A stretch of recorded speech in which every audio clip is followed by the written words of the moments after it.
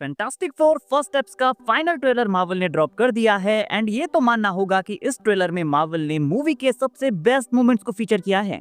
And इस video में हमेशा की तरह हम ब्रेक डाउन करने वाले हैं ट्रेलर के सारे की मोमेंट्स एंड ईस्टर एग्स को। So let's break it down. तो फैंटास्टिक फोर की टीम यहाँ पर टेड गिलबर्ट शो में होती है और अचानक उनकी वॉचेस उन्हें किसी डेंजर के लिए अलर्ट करती हैं, जो कि 1940s के popular comic book character Dick Tracy की वॉच की तरह अपीयर होती हैं।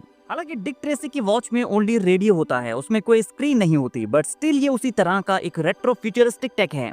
और बाद में ये वॉचेस उन्हें सिल्वर सर्फर के अराइवल के लिए भी अलर्ट करने वाली हैं। देन हम चारों हीरोज को एक के बाद एक अपनी पावर्स का यूज करते हुए देखते हैं। मिस्टर फैंटास्टिक अपनी स्ट्रेची पावर्स के साथ एक्शन में जंप करता है। सू स्टॉर्म अपनी फोर्स फील्ड से मैटर को मैनिपुलेट करती है। ना उसके पीछे हम यहाँ पर सब जीरो इंटेल का एक पोस्टर देखते हैं और उससे पहले भी एक ट्रेलर में हम इस फिल्म के पोस्टर को देख चुके हैं। और थ्योरीज के अकॉर्डिंग ये कैप्टन अमेरिका की ट्रू स्टोरी पर बेस्ड एक फिल्म होने वाली है, जो इस चीज को प्रूव करेगा कि कैप्टन अमेरिका भी इस यूनिवर्स में एग्जिस्ट करता है। हालांकि मूवी के क्रिएटर्स ने ये क्लियर कर दिया है कि इस टाइमलाइन में फैंटास्टिक फोर को छोड़कर कोई अदर हीरोज एग्जिस्ट नहीं करते। फिर आता है जॉनी स्टॉर्म, जो यहाँ पर कॉपर टोन के एडवर्टाइजमेंट बोर्ड के बगल से उड़कर जाता है और इस एडवर्टाइजमेंट के ऊपर भी एक्चुअली वही है और वो इस बोर्ड के ऊपर आग लगा देता है। और हमेशा की तरह जॉनी को देखकर लड़कियां स्ट्रीट्स में पागल हो रही हैं। तो इस मूवी में भी जॉनी का कैरेक्टर वही होने वाला है जिसे हम हमेशा से जानते हैं। और फिर ट्रेलर में एक बहुत ही प्यारा सा जोक स्टैब्लिश किया गया है, जहाँ पर स्ट्रीट्स में फैंस द थिंग को उसकी पंच लाइन कहने के लिए फोर्स करते हैं, जो है इट्स क्लॉबरिन टाइम, और द थिंग कहता है कि ये ओनली कार्टून्स में होता है।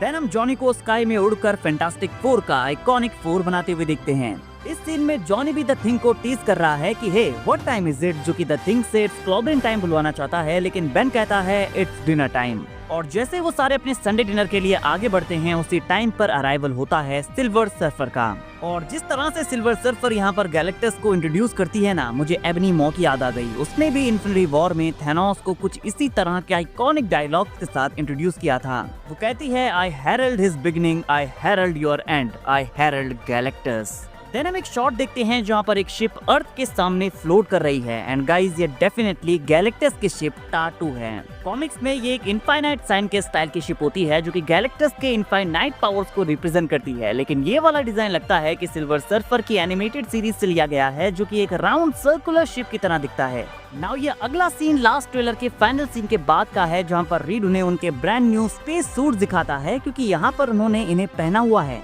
और यहाँ पर वो डेफिनेटली गैलेक्टस की शिप टाटू को कन्फ्रंट करने जाने वाले हैं, जहाँ उन्हें उसका फर्स्ट लुक देखने को मिलेगा। और हमारे लिए भी ये गैलेक्टस का क्लियर नहीं बट स्टिल अब तक का सबसे क्लोज लुक है एंड ये देखने में जितना एक्यूरेट है उतना ही टेरिफाइंग भी।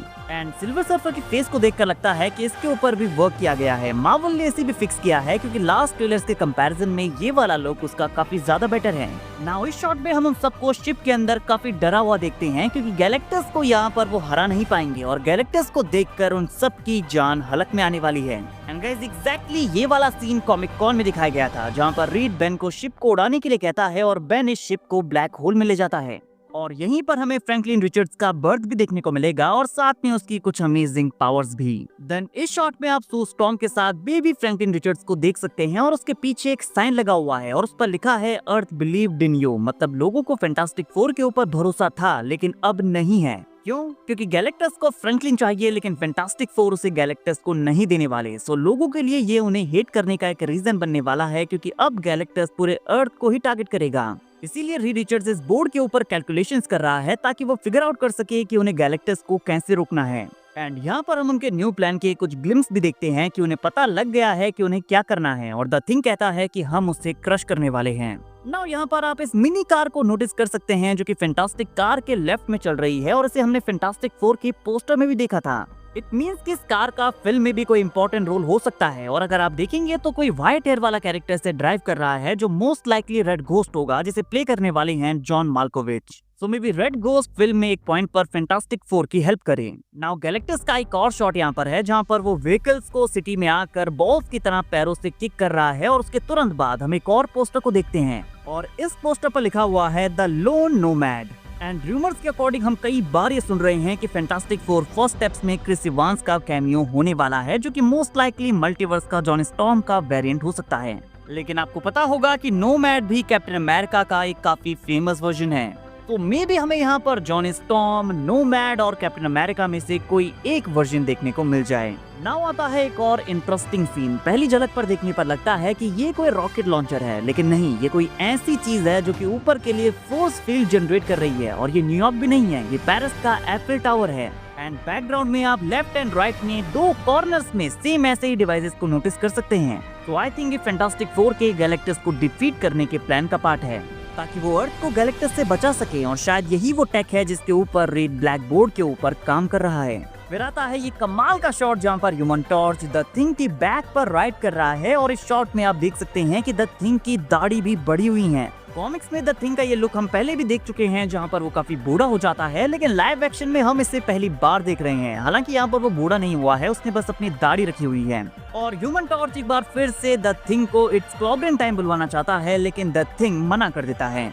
बट गाइज, मुझे ऐसी फीलिंग आ रही है कि द थिंग यहाँ पर ये कहने वाला है, यहाँ पर वो गैलेक्टस के ऊपर अटैक करने वाले हैं और द थिंग कहेगा इट्स क्लॉबरिन टाइम।